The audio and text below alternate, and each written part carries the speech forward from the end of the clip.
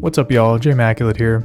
In today's video, I'll be demonstrating how to create polyrhythmic sequences on the Sonicware Lofi-12 XT. By setting track sequences to different lengths, you can cause them to loop at different intervals, which can create the illusion of a dynamic and evolving pattern, even if the content in your tracks is static.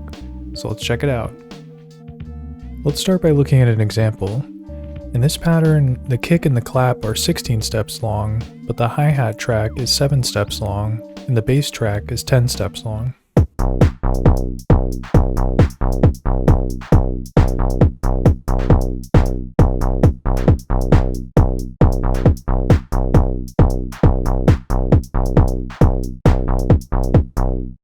As you can hear, the bass and the hi-hat sequences are looping at a different rate than the core rhythmic parts, the kick and the clap.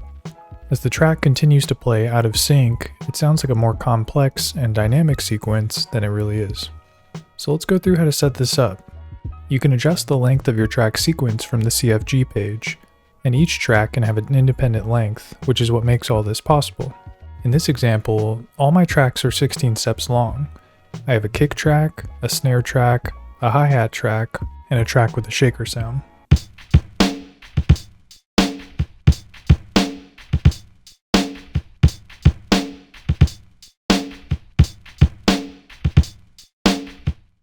Let's start by adjusting the length of the hi-hat track from the CFG page. When you turn the A knob, the pattern's length changes in increments of 16. The way to adjust it in intervals less than 16 is to click the knob down, which will raise the length by 1 step. There's not a way to decrease the length by 1, so if you overshoot the value you're aiming for, you'll need to bring it back down by 16, and then click the knob to raise it until you get it to where you want. So my plan here is to start with it at a length of 1 step, and then slowly add steps to the length until I like how it sounds.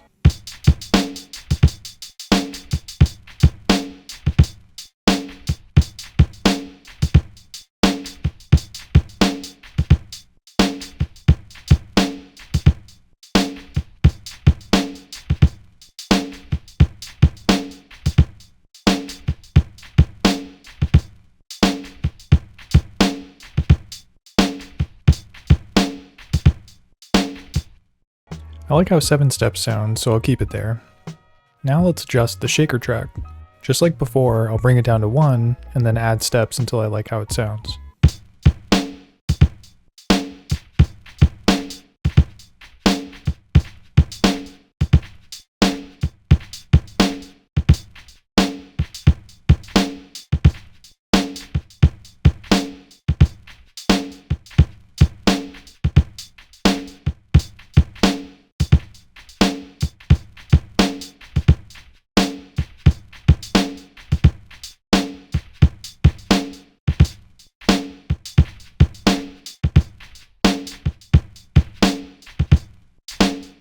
And so far we've only worked with drum and percussion samples, but this kind of technique also works on melodic content.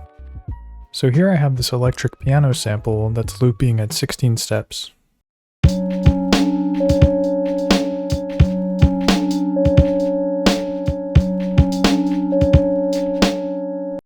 It's a longer sample, so I'll start with the length at 8 steps and work my way up like before.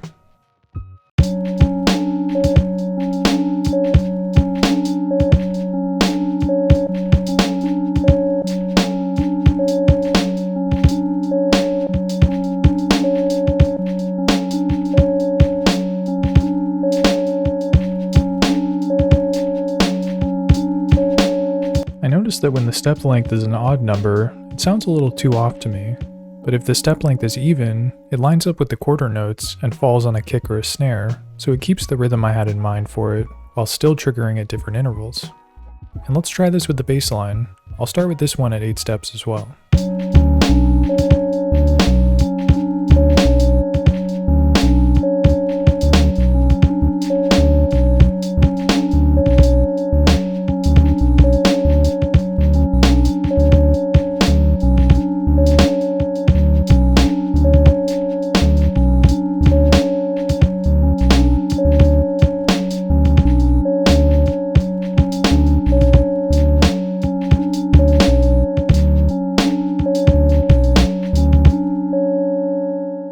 and then some other general notes on the behavior.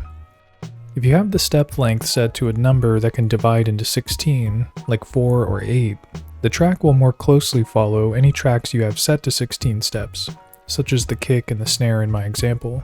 So for more unique rhythms, try using odd numbers or numbers that don't divide directly into 16, like 12 or 14. It's also important to mention what happens when you cue up a new pattern while the sequence is playing. From what I can tell, the pattern appears to switch once the track with the highest number of steps reaches the end. And then when the pattern switches, the sequences of each track start on step 1. So it'll reset any of the out-of-sync tracks that are currently playing. So back to my original example, the track with the clap has the longest sequence, 16 steps. So once the clap track plays its final note, this pitch down clap on step 16, the pattern will switch and the tracks will all reset.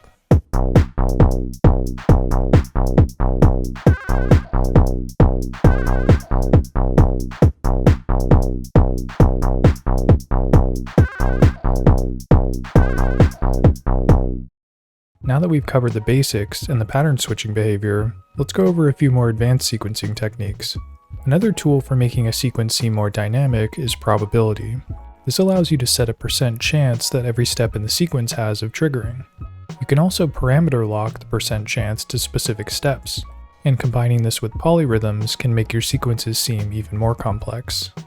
Back to my second example, I'll set one hi-hat on the 7-step sequence to have a 50% trigger, and then I'll also set one note in the shaker sequence to have a 50% trigger.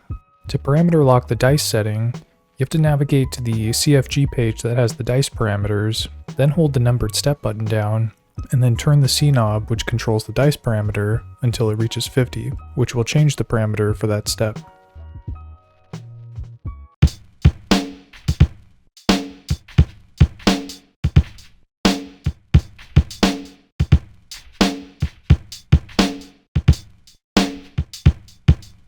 Modulation is another handy device for creating movement in your sounds, which you can take even further by combining with polyrhythmic sequences.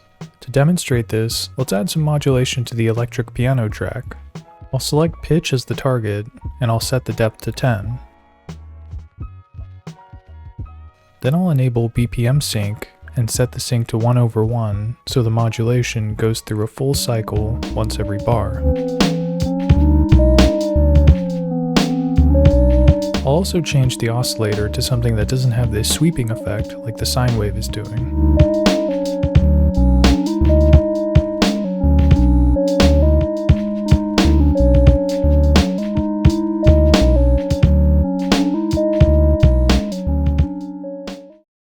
So those are some of the basic techniques to help you get started working with polyrhythms. And while it may not be a technique that you use on every track, it's worth trying out to see what aspects of it can help you on your work with the Lofi-12 XT. Well, that does it for this video. Thanks for watching. See you next time.